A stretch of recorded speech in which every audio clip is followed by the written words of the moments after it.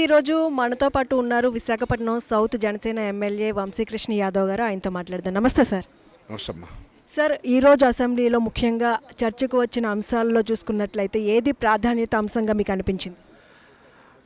అమ్మ, ముఖ్యంగా ఈ రాష్ట్రంలో బీసీలు చాలా ఎక్కువ మంది కాబట్టి బీసీని సింహభాగాన్ని కూర్చున్నటువంటి ముఖ్యమంత్రి గారికి, డిప్యూటీ చైర్మన్కి, లోకేష్ గారికి ప్రత్యేకమైన ధన్యవాదాలు. సుమారు 52,000 కోట్లు సంథింగ్ అమౌంట్ని వాళ్ళ బీసీలకు కేటాయించి వాళ్ళ సామాజికంగా ఆర్థికంగా ఎదగడానికి దోహదపడ్డారు కాబట్టి వాళ్ళకి ప్రత్యేకంగా ధన్యవాదాలు తెలియజేస్తున్నా. ఒక ఆదరణ ద్వారా, లేకపోతే సెల్ఫ్ ఎంప్లాయ్మెంట్ స్కీమ్ ద్వారా, లేకపోతే ఎన్బీసీ ద్వారా వాళ్ళందరికీ కూడా ఆర్థికంగా సపోర్ట్ చేసి వాళ్ళు ఎదగడానికి ప్రాధాన్యత కల్పించినందుకు ప్రత్యేకంగా ధన్యవాదాలు. అలాగే ఇవాళ అందరూ అడుగుతూ ఉన్నారు, వైసీపీ ఎందుకు రావట్లేదు? వైసీపీ వస్తే వాళ్ళ స్కామ్లన్నీ బయటపెట్టి అసెంబ్లీలో కబడ్డీ ఆడుకుంటారని చెప్పి భయపడి వాళ్ళు రావట్లేదు. అంతకుమించి ఇంకోటి ఏం లేదు. ప్రజలు గెలిపించిన వ్యక్తులు బయట గొడవలు చేసుకుంటూ బయట తిరుగుతూ ఉంటే రేపు ఆ 10 మంది కూడా ప్రజలు గమనించి ఆ 10 మందిని కూడా ఓడించడం జరుగుతుంది.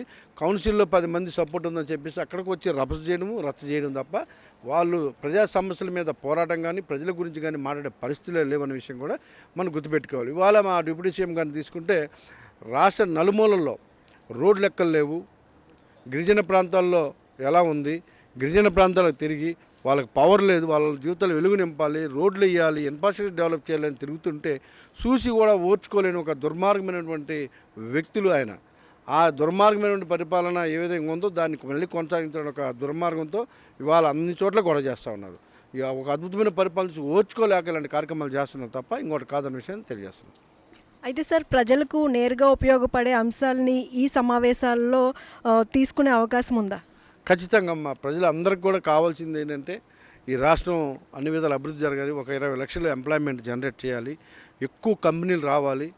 ఎవరు కూడా ఉచితంగా వచ్చేటువంటి వాటి కోసం ఆశపడకుండా ఒక ఎంప్లాయ్మెంటు వాళ్ళకి ఆర్థికంగా సపోర్ట్ కానీ మనం చేయగలిగితే వాళ్ళంతటి వాళ్ళే హ్యాపీగా బతికి రాష్ట్రం దేశంలో నెంబర్ 1గా ఉంటుందని ఒక మంచి ఉద్దేశంతో ఇవాళ లోకేష్ గారు కానీ, డిప్యూటీ సీఎం గారు కానీ, సీఎం గారు కానీ సుమారు ఒక 20 కంపెనీలని విశాఖపట్నంలో సాఫ్ట్వేర్ కంపెనీలు రప్పిస్తున్నారు.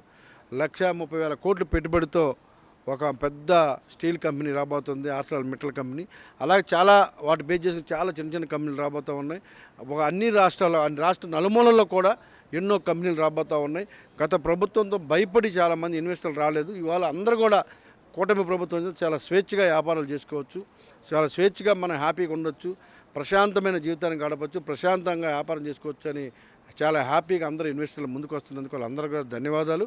ఎట్టి పరిస్థితుల్లో కూడా 11 కాదు కదా, ఈసారి ఒక సీటుతో పరిమితం అవుతారు. మీరేం ఆలోచించే అవసరం లేదు. ఇన్వెస్టర్లు కానీ ప్రతి ఒక్కరు కూడా చాలా హ్యాపీగా ఉండొచ్చని తెలియజేస్తున్నాం. సార్, మీ నియోజకవర్గానికి సంబంధించి ఎటువంటి సమస్యలను అసెంబ్లీలో ప్రస్తావించాలి అనుకుంటున్నారు? అంటే ఇప్పటికే ప్రస్తావించారా? స్పందన ఎలా ఉంది? మీరు ఎలాంటి అంశాలను ప్రస్తావించాలనుకుంటున్నారు? మా నియోజకవర్గంలో ఇచ్చిన ప్రతి హామీని కూడా ఆల్మోస్ట్ మేము నెరవేర్చామమ్మా. ఇంకా కొన్ని పెండింగ్ ఉన్నాయి. ఆ పెండింగ్ వాటిని కూడా ఒక రానున్న 6 నెలల్లో అన్ని కంప్లీట్ చేస్తాం. మేజర్గా మా ఏరియాలో మౌలిక సదుపాయాలు, రోడ్లను అద్దాలాగా తయారు చేశాం.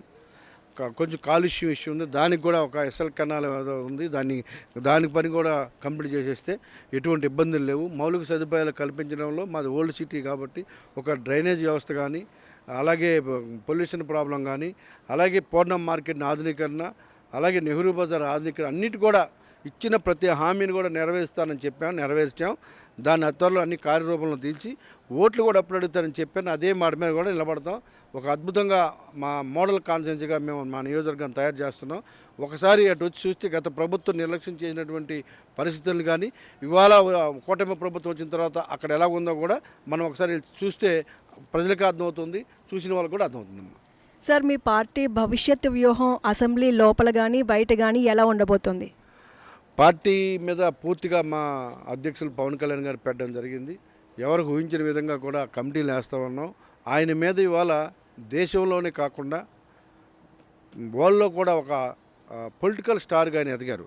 ముఖ్యంగా దేశంలో ఎక్కడ ఎలక్షన్ జరిగినా కూడా పవన్ కళ్యాణ్ గారు రావాలి అని అడిగే పరిస్థితులు ఇవాళ అన్ని రాష్ట్రాల్లో కూడా వచ్చాయంటే ఆయన మీద ఒక క్లీన్ ఇమేజ్ 10% స్ట్రైక్ రేట్తో కొట్టడంతో పాటు ఆయనకున్న క్లీన్ ఇమేజే దానికి నిదర్శనం.